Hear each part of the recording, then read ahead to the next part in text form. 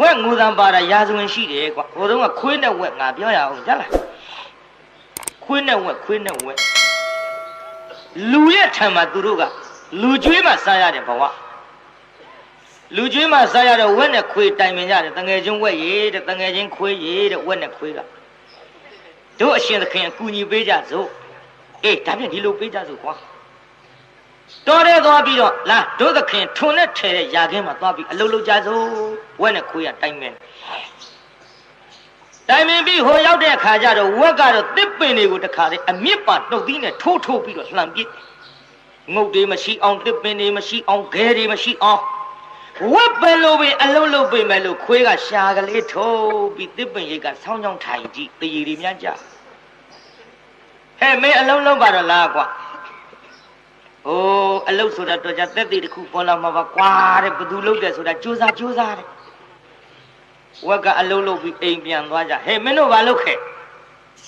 အရှင်သခင်ရဲ့ຢာခင်းမှာကျွန်တော်တို့ဒီလိုအလုံးလုံးခဲ့ကြပါဘသူကများလုပ်အဲ့တော့ခွေးကအရင်စပြောတယ်ကျွန်တော်ကများလုပ်ဟဲ့ကောင်မင်းဆောင်းတော့ထိုင်နေပြီမင်းဘာလုပ်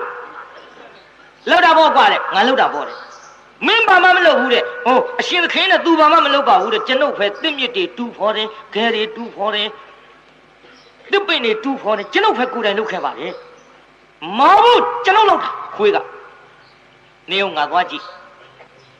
ပါတဲ့မယုံရင်သက်တွေတွေ့ပါလိမ့်သက်တွေတွေ့မှာပေါ့ဝက်ပြန်သွားတော့ခွေးကຢာခင်းတစ်ခင်လုံးသူ့ချီယာကြီးဖြစ်အောင်ကုန်လျှောက်ပြေးထားတာ